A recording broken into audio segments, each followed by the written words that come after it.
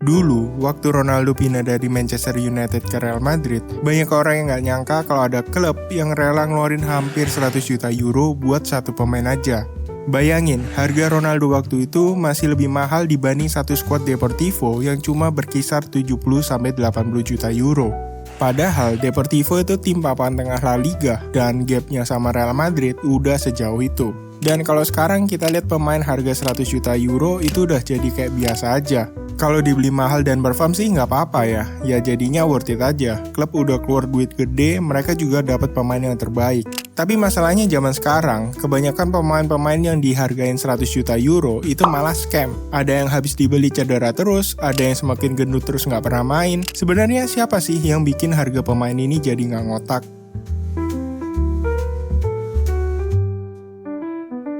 Sistem transfer yang kita kenal kayak sekarang, itu pertama kali dikenalin sama FA, Federasi Bolanya Inggris di tahun 1800-an akhir, kurang lebih tahun 1893. Sebelum era itu, pemain kalau mau pindah klub itu harus nunggu kontraknya sampai habis dulu. Jadi, kalau mereka dikontrak selama 2 tahun, selama 2 tahun itu mereka nggak bisa pindah kemana-mana. Tujuan FA bikin sistem transfer ini, supaya klub-klub kecil itu bisa manfaatin pemain berbakat mereka buat dapetin uang. Jadi simpelnya supaya sepak bola itu lebih adil. Klub yang lebih kecil nggak rugi kalau mereka harus kehilangan pemain terbaik mereka gitu aja. Pemain pertama yang pindah klub lewat sistem transfer ini adalah Willy Grove. Dia pindah dari West Bromwich Albion ke Aston Villa senilai 100 pound. Sistem transfer ini mulai diadaptasi di Eropa di awal 1900-an. Tapi skala transfer ini masih fokus di negara mereka masing-masing. Jadinya pemain Inggris ya pindah-pindahnya ke sesama klub Inggris, begitupun di Italia, Spanyol, dan negara lain. Baru di tahun 1920-an, transfer antar negara ini baru muncul, meskipun skalanya itu masih sangat kecil, karena transportasi waktu itu yang masih agak repot kalau mau pindah-pindah negara. Setelah Perang Dunia Kedua atau sekitar tahun 1950-an, harga pemain itu langsung melonjak drastis, karena sepak bola itu mulai disiarin di TV secara global. Sehingga itu bikin pendapatan klub-klub bola ini juga semakin besar. Dan simpelnya kalau pendapatan klub semakin besar, ya mereka juga bisa dengan gampang ngeluarin uang yang lebih besar buat transfer. Ini bisa kita lihat perbandingan rekor transfer yang terjadi sebelum dan sesudah Perang Dunia Kedua. Lonjakannya langsung berkali-kali lipat. Dan inilah faktor pertama yang bikin harga pemain itu semakin mahal. Ya, karena sepak bola itu semakin lama industrinya semakin besar, otomatis pendapatan mereka juga semakin besar. Dari grafik ini kita bisa lihat tren pengeluaran klub untuk transfer itu selalu naik. Konsepnya itu juga kayak inflasi, tapi ini terjadi di harga pemain bola. Tapi kalau kita lihat lebih dalam lagi, emangnya seberapa mahal sih harga pemain ini? Memang kalau kita lihat lewat harganya aja, itu mahal banget. 100 juta euro, 100 juta euro. Kayak enteng banget ngeluarin duit segitu. Buat contoh aja, kita ambil Real Madrid. Waktu Real Madrid datengin Zidane, harganya itu sekitar 77 juta euro. Sedangkan revenue Real Madrid di musim itu diestimasikan sekitar 130-150 juta euro. Yang berarti Zidane itu memakan sekitar 56%-an dari total revenue Real Madrid. Kalau kita lanjut ke Ronaldo yang harganya itu sampai 94 juta euro, yang jauh lebih besar dari harganya Zidane. Tapi biaya transfer Ronaldo itu cuma sekitar 20%-an aja dari revenue Real Madrid yang sekitaran 400-450 juta euro. Dan di 2013, Madrid itu mecahin rekor lagi dengan datengin Bale. Meskipun harganya naik, tapi harga Bale itu cuma sekitar 18%-an dari pendapatan Real Madrid. Dan Jude Bellingham yang harganya nggak jauh beda sama Bale, itu cuma sekitar 12%-an aja. Jadi, meskipun harga pemainnya ini semakin mahal, tapi kenyataannya harga pemain-pemain ini malah menjadi lebih terjangkau kalau kita bandingkan dengan pendapatan klubnya. Sebenarnya kalau kita lihat, kenaikan harga pemain ini lebih lambat dibanding kenaikan pendapatan klub yang jauh lebih cepat. Dan karena ini, sejak Bale menjadi orang pertama yang dibeli di harga 100 juta euro lebih, total ada 15 pemain lainnya yang punya harga 100 juta euro lebih. Dan kalau di 2001, 70 juta euro itu bisa dapat Zidane. Ini kalian bisa lihat sendiri berapa banyak pemain yang punya harga di atas 70 juta euro.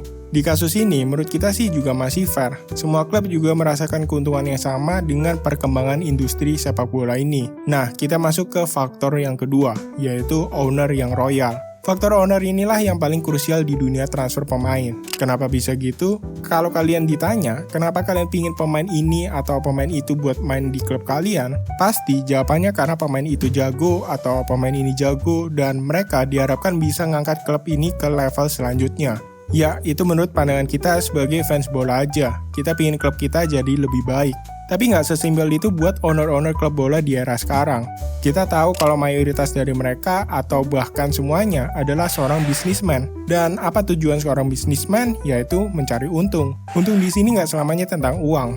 Ada yang beli klub buat ngebangun image mereka, ada yang ngepromosin produk mereka, dan ada juga yang beneran ngefans sama klubnya. Setiap owner klub bola pasti punya tujuan yang beda-beda. Nah, karena mereka ini punya strategi beda-beda, ada owner yang sampai udah nggak mikirin untung sama sekali, dalam tanda kutip uang. Dan mereka bisa nge-spend uang yang gila-gilaan buat kepentingan mereka. Neymar dibeli PSG seharga 222 juta euro. Padahal pemain termahal waktu itu nilainya cuma 105 juta euro. Dan PSG berani bayar 2 kali lipat lebih buat dapetin seorang Neymar. Apalagi kalau kita bandingkan price to performance-nya Neymar di PSG, sama sekali nggak worth it. Neymar nggak bisa bawa PSG juara UCL. Meskipun Neymar juga bawa PSG untuk pertama kalinya ke final UCL. 200 juta euro buat pemain kayak gitu kayaknya kemahalan menurut penonton sepak bola biasa kayak kita. Tapi buat PSG, pembelian Neymar adalah pembelian paling worth it yang pernah mereka lakukan. Kenapa? Karena PSG beli Neymar itu nggak cuma sekedar masalah menang kalah aja, tapi lebih dari itu. Kita sepakatlah, di sengitnya persaingan Messi-Ronaldo, Neymar itu yang paling dekat. Kalau ada ranking, mungkin Neymar itu nomor 3. Nah, dengan datangin pemain yang dalam tanda kutip nomor 3 terbaik, pastinya Neymar itu memberikan impact yang sangat banyak di luar performanya di lapangan. Coba kita breakdown. Kedatangan Neymar langsung ningkatin brand value sama global exposure dari PSG. Yang tadinya PSG cuma dikenal sebagai klub asal Prancis, dengan hebohnya biaya transfer Neymar, mata dunia langsung tertuju ke PSG karena penasaran. Dan ini terbukti dari penonton Ligue 1 terutama PSG yang naik drastis di Brasil sama Asia. Dari brand, harga sponsor juga pasti lebih mahal. Ya, karena PSG sekarang punya Neymar. Dan ini tercermin dari revenue PSG yang selalu naik cukup signifikan setelah Neymar datang. Bahkan, PSG juga masuk sebagai salah satu klub paling bernilai di dunia. Ini buat PSG-nya aja, sedangkan kita tahu owner PSG ini siapa. Buat Qatar, tadinya orang-orang Eropa nggak tahu kalau ada negara yang namanya Qatar. Dengan PSG beli Neymar, orang langsung penasaran siapa pemilik PSG ini. Kalau kita bandingkan sama pemain mahal lainnya kayak Dembele atau Coutinho, Hazard, mereka lebih nggak perform dari Neymar di PSG. Dan apa value yang ketiga pemain itu kasih ke klubnya? Jauh lebih besar Neymar. Memang secara harga, Neymar lebih besar. Tapi secara value yang didapat PSG, Neymar ngasih value yang jauh lebih besar juga. Bahkan dibanding Dembele, Coutinho, Hazard kalau mereka disatuin. Tapi masalahnya, balik lagi ke awal, nggak semua klub itu tujuannya sama. Owner-owner yang kayak gini, yang mereka punya kepentingan pribadi di luar sepak bola, kayak PSG sama Qatar atau Manchester City sama Abu Dhabi, mereka ini bisa ngerusak harga-harga pemain. Ya karena mereka punya unlimited money dan mereka bisa ngalahin tim manapun di bursa transfer.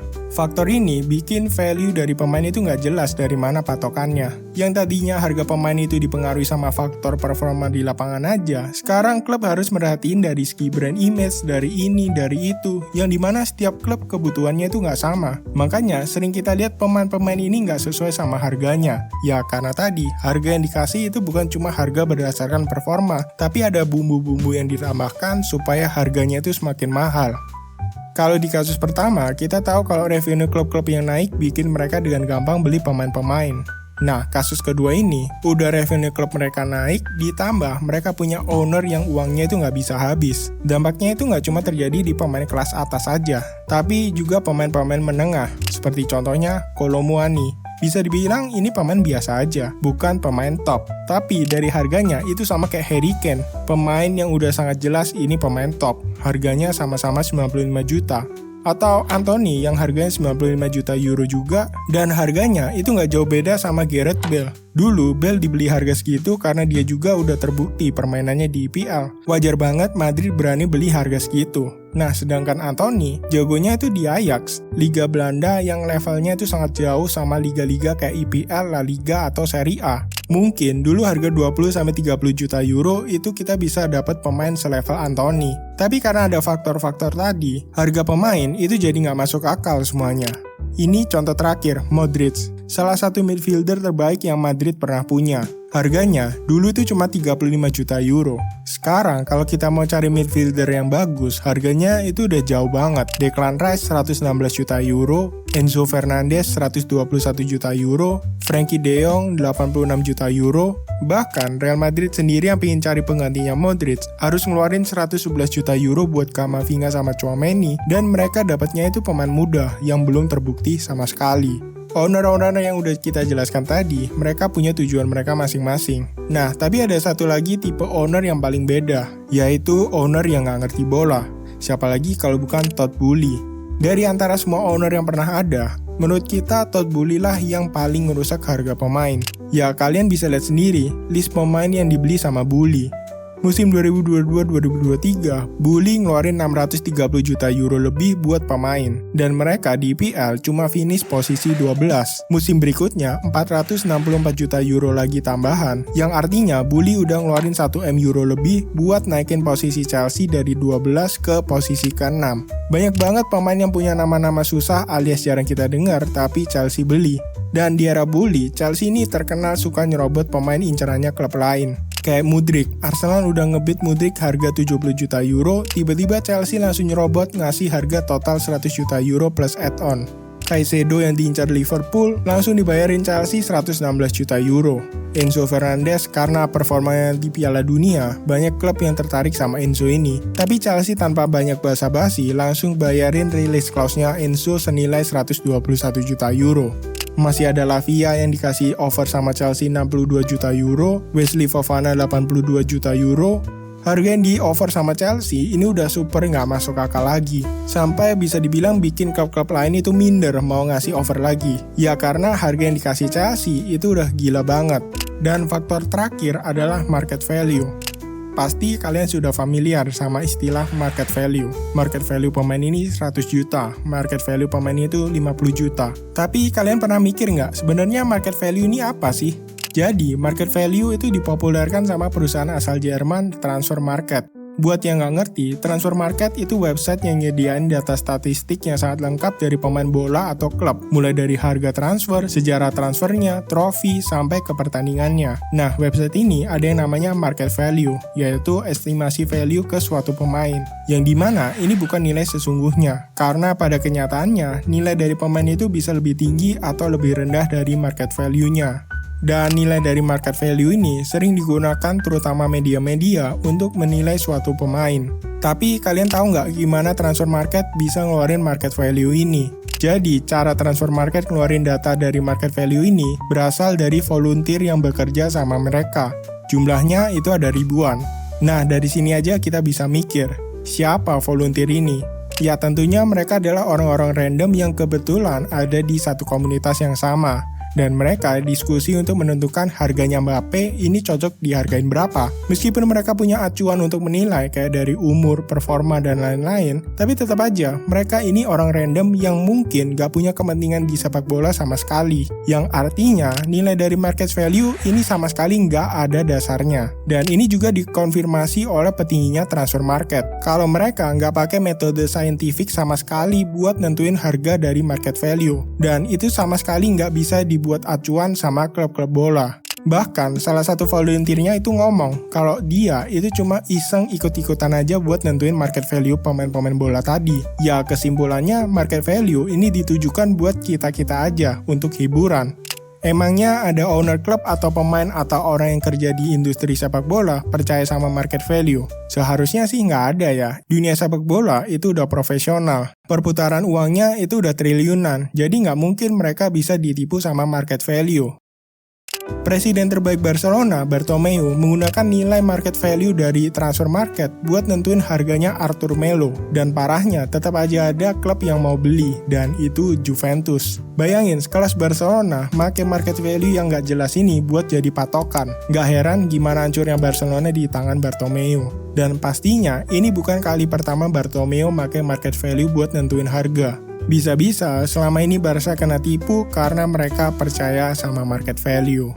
Contoh lain, Ronaldo itu sampai ngeblok IG-nya transfer market karena market value-nya itu turun. Bayangin, data yang dibikin buat seneng-seneng aja bisa bikin Ronaldo sampai baper. Kasus lain, pemimpin Marseille dengan bangga ngomong kalau mereka itu cuma ngeluarin 120 juta euro aja buat datengin pemain. Padahal pemain-pemain mereka punya market value 200 juta euro. Menurut kalian, perkembangan bursa transfer ke depannya apa bakal semakin gak jelas atau gimana? Terima kasih sudah menonton. Kalau kalian punya ide yang menarik buat next content, boleh komen di bawah.